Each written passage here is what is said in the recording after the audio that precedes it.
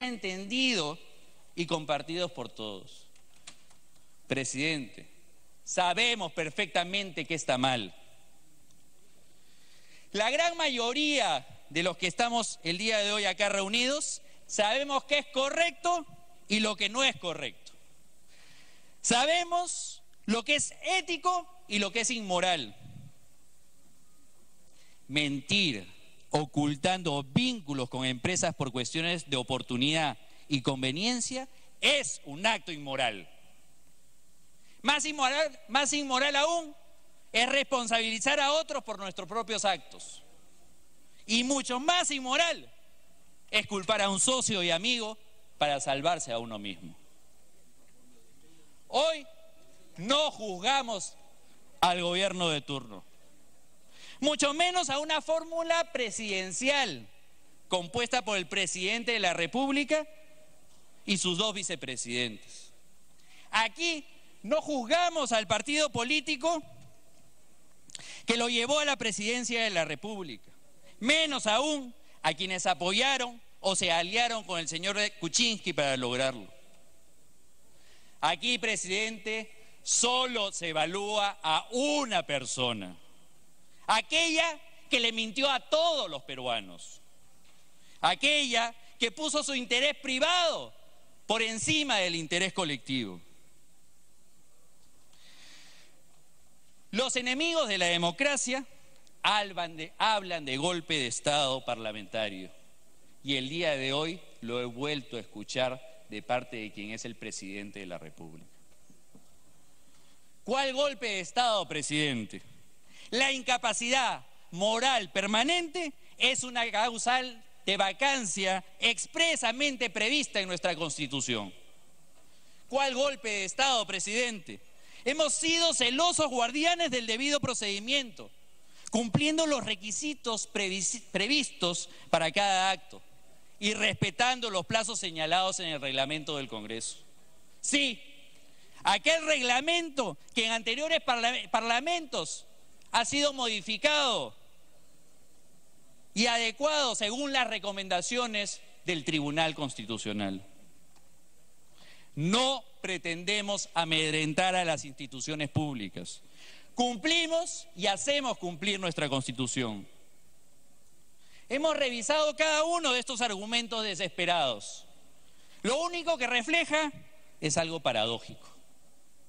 Quienes antes decían que la esperanza vencerían al miedo, hoy alientan el miedo para obstruir el legítimo ejercicio de las competencias constitucionales de este Congreso.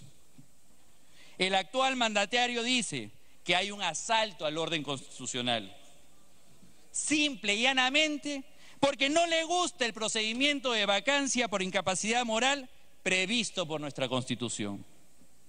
Lo ha calificado de vacancia express y exige que se tramite como si fuera una infracción constitucional a través de un procedimiento de juicio político. Vuelve el presidente a actuar de manera inmoral. Intenta confundir a la población pública, sabiendo perfectamente que el reglamento de este Congreso establece de manera expresa un procedimiento diferente para la vacancia presidencial por incapacidad moral permanente. El actual mandatario cuestiona y descalifica el ejercicio legítimo del control político que tiene este Parlamento. Lo adjetiva peyorativamente, porque simplemente no acepta que pueda existir tal control. Tal vez para el señor Kuczynski el Congreso ideal sería aquel que aplique el principio de dejar hacer, dejar pasar. Que no investigue los conflictos de interés en los cuales incurren los altos funcionarios del Estado. Y que no nos preocupemos por los nefastos lobbies que forman parte de nuestra historia política. No estamos en ese país de las maravillas del señor Kuczynski. Estamos en un Estado de derecho, en el cual existen otros poderes del Estado, como el Congreso de la República, que cumplen a cabalidad con sus atribuciones. Además de su cuestionable actuación, los protectores del señor Kuczynski Han presentado más de una decena de acciones de amparo. ¡Qué vergüenza! Más de una decena de acciones de amparo con el objetivo de dejar sin efecto el proceso de vacancia e incapacidad moral permanente instaurado en este Congreso. Esto demuestra no solo una grave falta de seriedad, sino una preocupante desesperación por aferrarse al poder. ¿Se está buscando un juez influenciable? ¿Se está buscando un juez presionable o amigable que les dé la razón a toda costa? El jurista Castillo Freire analiza la vacancia por incapacidad moral y dice lo siguiente: la moral del presidente de la República debe ser resguardada celosamente por el Congreso, para que éste no se convierta, escuchemos muy bien, para que éste no se convierta en cómplice o encubridor de los actos inmorales del mandatario, situación que ocasionaría un daño mayor a la República en su conjunto. Presidente, con todo respeto, esta situación nos permite asegurar que el actual mandatario quiere convertir nuestra lucha contra la corrupción en una victoria pírrica. Quiere que este Congreso piense que es mejor quedarse callado antes que vacar a un presidente y asumir el tremendo costo político. Quieren intimidarnos para convertirnos en los cómplices de sus mentiras. Presidente, de nosotros no depende que el señor Kuczynski termine sentenciado por un delito, pero sí que no permanezca en su cargo. El día de hoy tenemos una gran responsabilidad en nuestras manos, porque nuestros votos enviarán un mensaje categórico de que esa forma de hacer política, aprovechándose de los cargos públicos, no será tolerada, ni aunque se trate del más alto funcionario de la nación. Gracias, presidente. Gracias. Solamente para dejar constancia que llegó a usar 5 minutos del tiempo de su bancada. Congresista Víctor Andrés García Belaúnde tiene el uso de la palabra, por Acción Popular.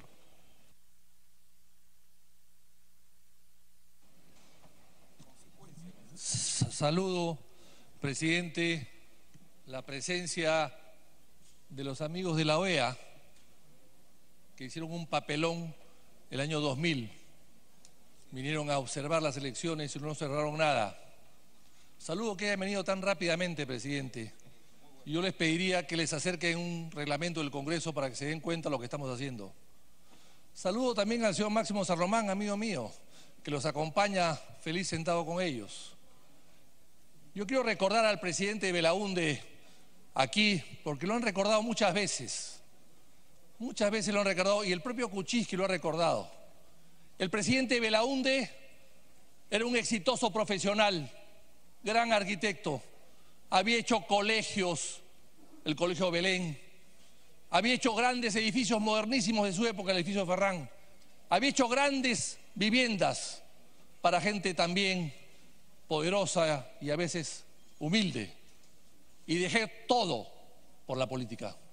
Cuando llegó a la política tenía una casa en Inca Rípac 100 y una casa de playa en la playa La Honda. Cuando llegó a la política tenía eso. Y dejó todo, presidente, dejó todo para dedicarse a la política. No contrató a ingenieros que firmen sus planos. No contrató a Sepúlveda o a Maiman que hagan algún tipo de gestión encubridora de los honorarios que podía cobrar. No creó Westfield. El presidente Belaúnde, cuando bajó las gradas del poder 25 años después, no tenía casa de playa, no tenía siquiera casa donde vivir. ¿Y dónde vivió sus últimos días? En un pequeño departamento de más de 100 metros cuadrados que su esposa Violeta Correa había comprado con unos dineros, pequeños dineros que había recibido de su madre Violeta Miller. Murió sin casa propia, murió sin carro propio, vivió. Después Señor, te voy a dejar la intervención a ti. Por favor, hemos quedado con su vocero que no hay interrupción ni malcriadeces. Congresista Costa, por favor. Si quiere una intervención se la puedo dar, señor. No, continúe nomás, congresista, por favor. El exministro de Toledo puede hablar lo que quiera, presidente. Por favor, continúe, congresista García Belaúnde. Y entonces veo que están refiriéndose, están rascando y sacando de juez justo, presidente, y lo de Loyana. O sea, quieren difamar con difamadores. Pero sigamos adelante. Sigamos adelante. El presidente Belaúnde creía en la verdad. Nosotros recogimos la trilogía andina. Amayuya, no seas mentiroso. Esa trilogía andina ancestral, que es parte del Perú como doctrina, que es parte de la práctica política decente. Y aquí el abogado constitucionalista que nos ha venido a informar o a defender es un abogado que no cree en la Constitución del año 93, porque aquí está, en este manual inmenso, lo trata de constitución entre comillas. Constitución entre comillas. Y cuando se presentó al Tribunal Constitucional con 5.000 ciudadanos firmados con él, pidió que se declare inconstitucional la ley, lo que él llamaba documento promulgado el 29 de diciembre del año 93.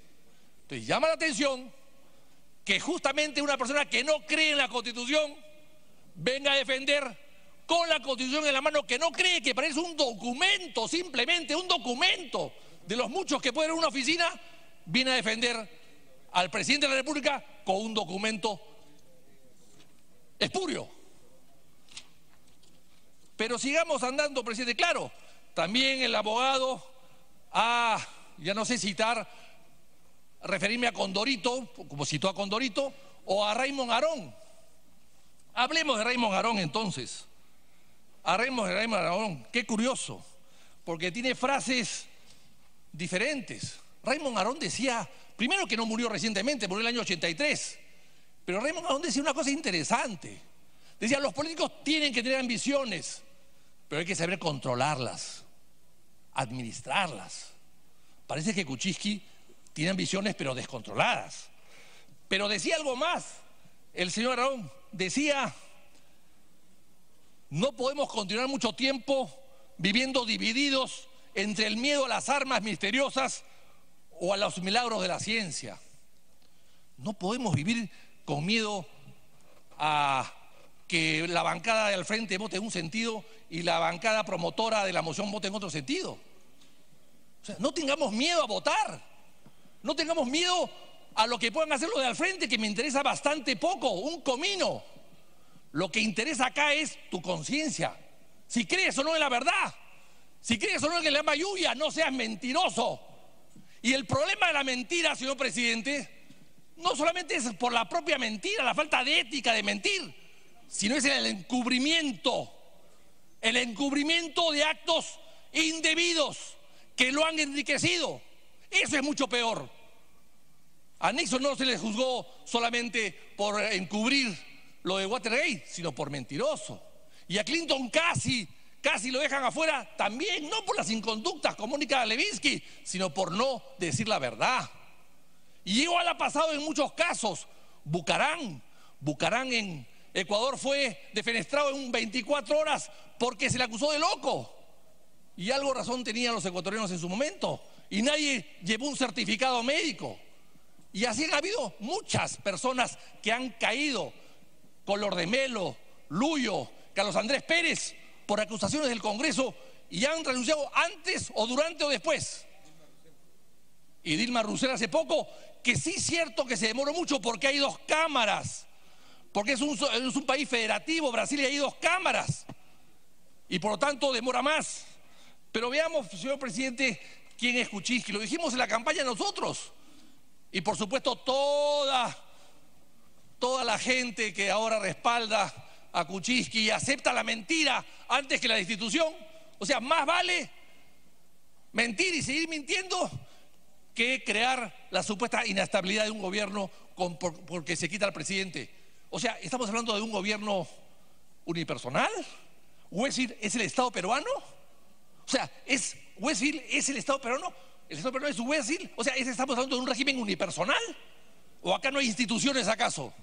¿No hay vicepresidentes que si renuncian tendrá que el Congreso ver si acepta o no sus renuncias. ¿Puede haber eso? No, el régimen continúa, la democracia continúa y se fortalece. Pero ¿qué decía el año 2007? ¿Qué decía el año 2007, presidente? La revista El Diario Financiero de Chile, recogiendo una serie de informaciones que salían en el New York Times. ¿Qué decía? PPK se caracteriza por su manejo de marketing, por sus excelentes contactos de alto nivel en gobiernos e instituciones.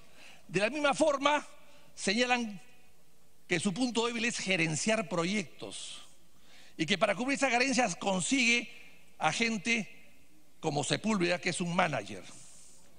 Y dice después, en otras palabras, dice, Kuczynski es un vendedor de imagen, con buenos contactos y especializado en hacer lobby. Y continúa la nota, a Kuczynski le gusta la plata como caramelo y en función de esa orientación define sus relaciones personales y familiares. No lo digo yo, presidente, está acá. Y entonces eso es lo que siempre hemos temido, que hemos elegido a un lobista, que no tiene malo si hace lobby para sí mismo fuera del Estado, pero sí es malo cuando hace lobby dentro del Estado. Y lo que hemos visto con Kuczynski hoy día, presidente, es que no ha distinguido una cosa de la otra. No ha distinguido el ámbito político del ámbito empresarial. Y yo quiero poner acá unas láminas para demostrar, presidente, que sí ha habido intereses, conflictos de intereses que están penados en Chile. Están, que bajen por favor el ecran, señor presidente, que están penados en Chile los conflictos personales. Y la mentira está penado como perjuicio en Estados Unidos, nacionalidad que el profesor Kuczynski ha tenido hasta hace muy poco, o no sé si la siga teniendo.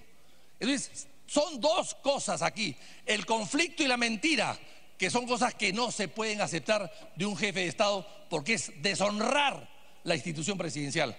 Pero veamos acá cómo ha sido la cronología de estas asesorías, presidente. En primer lugar, el 16 de febrero del 2004, el señor Kuczynski regresa como ministro de Economía en el gobierno de Toledo.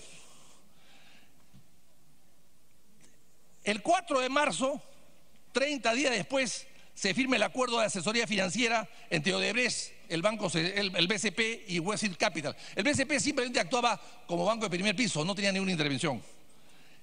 4 meses después, el 22 de julio del 2004, el Estado firma un contrato de concesión del trasvase con Olmos.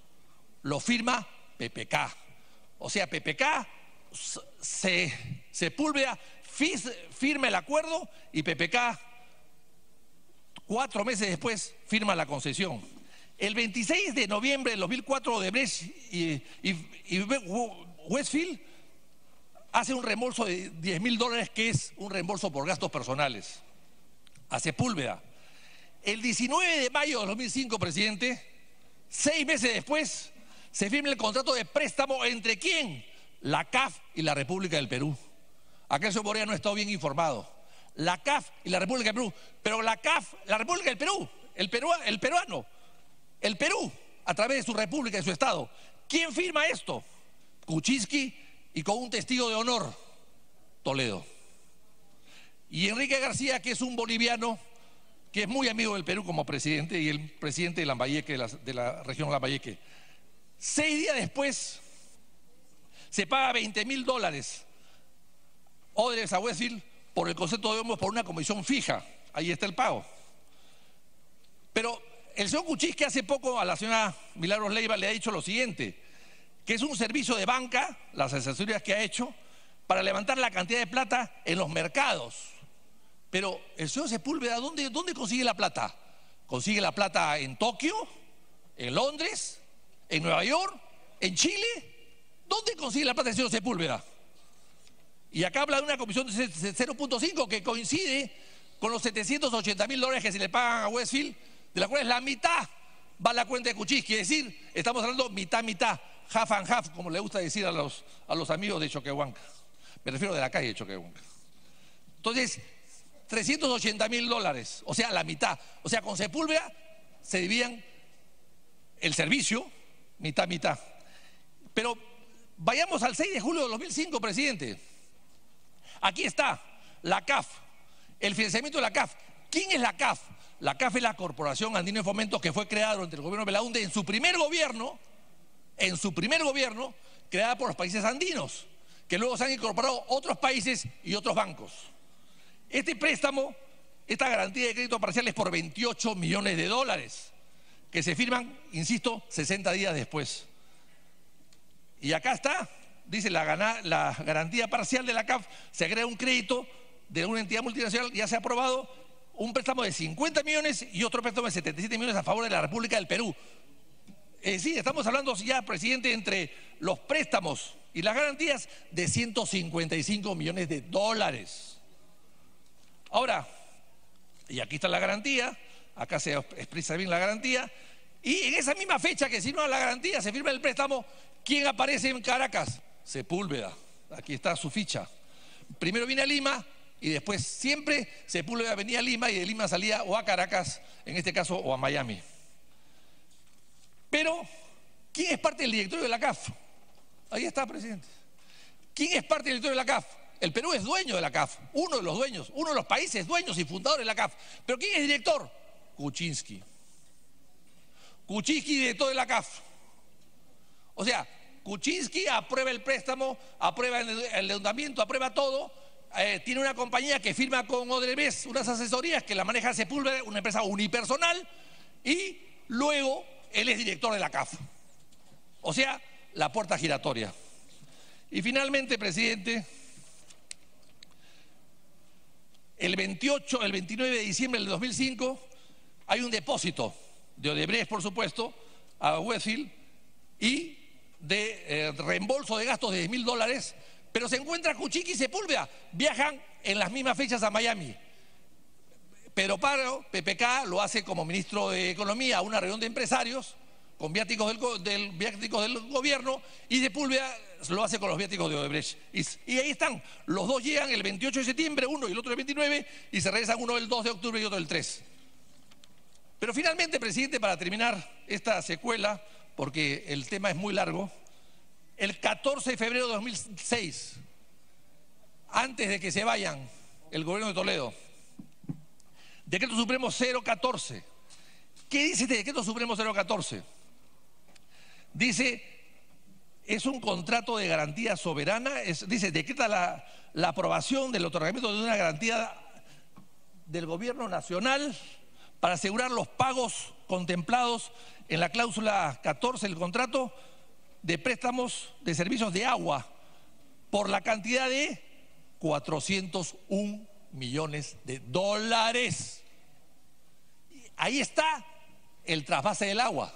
Ahí está la tarifa del agua, que es la más cara del Perú, porque el robo en Olmos está en la tarifa de agua que se cobra y que va a cobrar Odebrecht por 19 años y que está cobrando actualmente Odebrecht todos los meses y todos los días un total de 26 millones de dólares durante el año.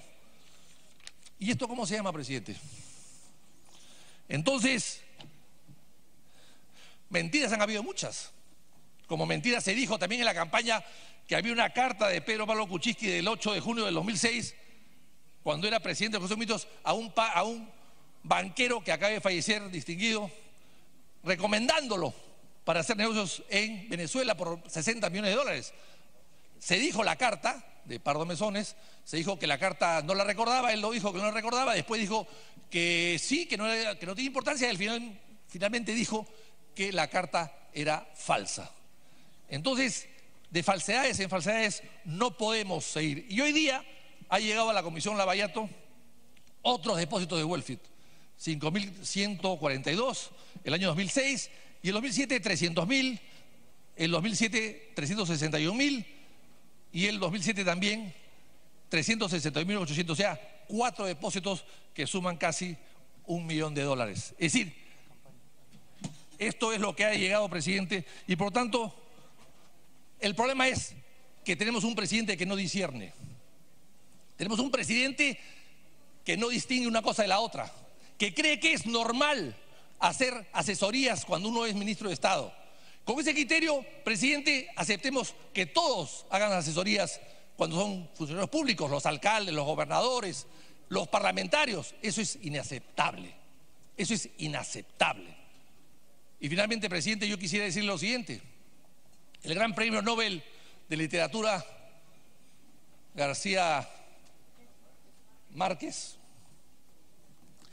decía en una de sus novelas preciosas de los años 60 que contaba que un alcalde de un pueblo había ido a la peluquería a cortarse el pelo y que después de terminar de cortarle el pelo le había preguntado el peluquero al alcalde: señor alcalde, ¿y quién paga esto? ¿Usted o la municipalidad?